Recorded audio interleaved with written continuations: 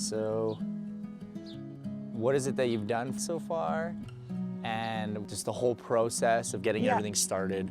So for May, it's always that hit the ground month, right? Where you just have to have everything ready.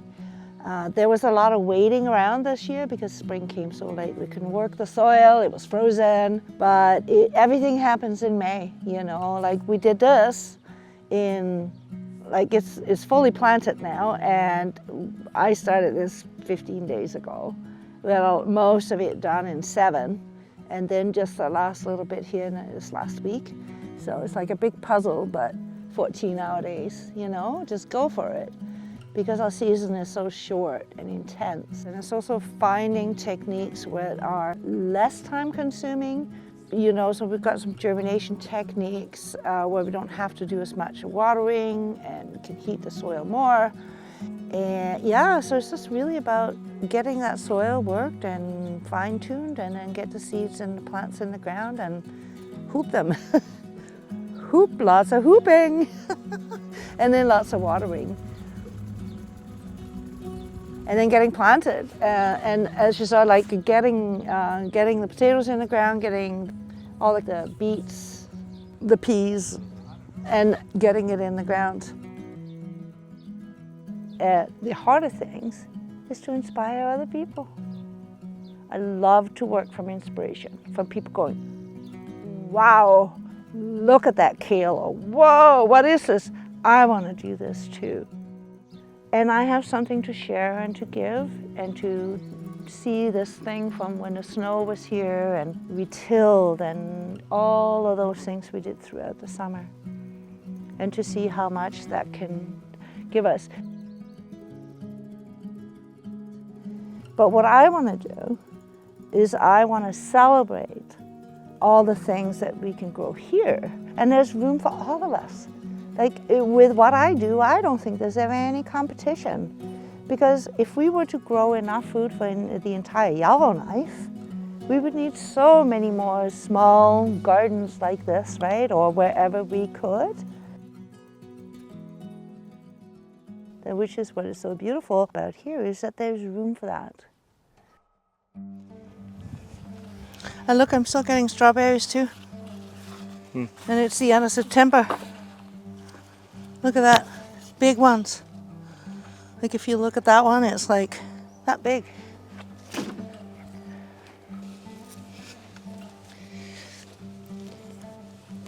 They're called Rosara, one of my favorites.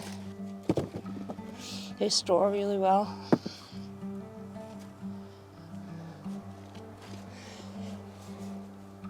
Yeah, if that whole row is like this, I think I'll have enough potatoes to, you know, have family dinners and make Christmas dinners and for the family, but also to feed myself day to day, all the way through at least till Easter. Wow. Yeah.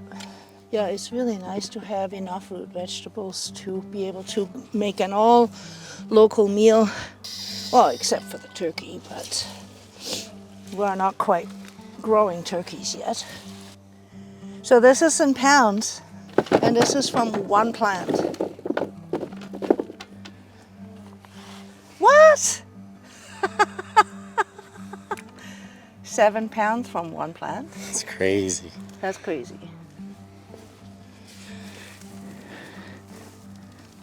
Huh.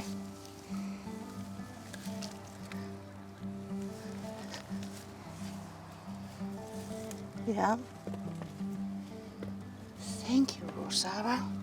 Oh no, I mean Cerisa. They have the best flavor of all.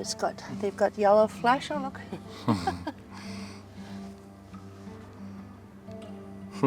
I am so happy with this. This will feed us, and this will feel so good. Like, feels so good to be able to go to my garage and just get the potatoes, the carrots, the beets, the rutabagas, the cabbage. Like, I remember how I worked really hard this summer, and I'm so grateful for it because I'm paying myself forward, right? And it's like so good, so grateful for how giving the land is. Oh man, that's a new record.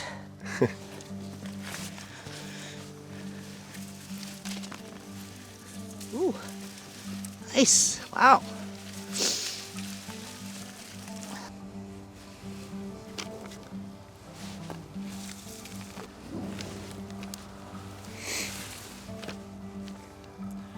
Oh my gosh, look at all these. That's crazy.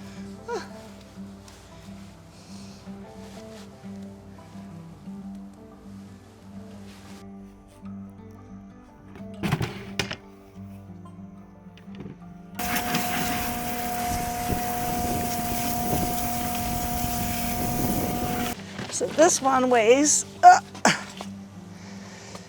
22. 21.9. 22.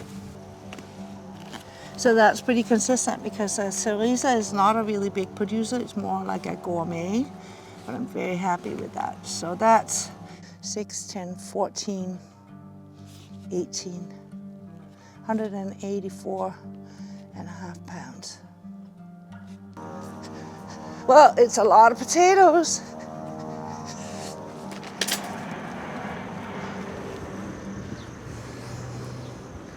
I love gardening because you can weigh that. You can weigh 184.5 pounds of potatoes that we just picked today. You can't always measure and weigh the kind of inspiration or motivation that people got from visiting here and from being here and from seeing that big kohlrabi. People have been falling in love with that for like weeks now. Everybody comes in and go, oh, right? That's great. I just helped it a little bit, but yeah, go and adore that kohlrabi. That's what it's all about. Go and adore it and go, oh my God, this kohlrabi could feed me for a long time, right? That's what it's about. I think it's about learning about what do the plants need. Are you going to extend the garden at all or keep it the same size? For now, this is it. We are working on that part over there that you can't see, but that's a berry area. We're going to do a little bit more work over there, put some more berries in, put more raspberries, composting area. I think this will stay for now. As for growing, I want to do more strawberries. I could use a lot more berries for self-sufficiency, but also to produce value-added products like my jams, my jellies, my juices, that kind of stuff. I really love the cabbages. They really feed us. Find some smaller cabbages that are be easier for people to buy. But the individual sales has not really been my focus as such. It's been delivering to restaurants. And there could be also potential to actually be hosting trainings here where we could provide accommodation. So it's like a dream come true. It's so nice to have this space. I mean, people like coming to the other garden. It's open, it's nice. I host a lot of workshops there, and it's a great teaching garden. And I have more variety of plants over there. I have more herbs and different plants. I have to say though that here it was like people just really, as soon as they'd walk in here, they would be so surprised. It was like, wow. And I think it's all this beautiful grass and the willows and the creek and just the space here is perfect. People fall in love with it and they always like an oasis. And then they'll go and they'll walk around and look at the vegetables and kind of be in awe. You know, there's more space to do that here. So that's been fantastic. Like I just feel that so many people have been excited with me, and it just feels like a really good sharing of space and knowledge. It was also really great to share the garden with Jocelyn Apps from Yellowknife Urban Farm, that she'd come out here and then my son would come out and help her do weeding, and then we had Megan from University of Laurier. She would come out on Friday mornings as well to participate and to share knowledge and to talking about how important it is for us here in the north to learn to feed ourselves again and to even take the next steps of doing even more than we ever did before when we work together.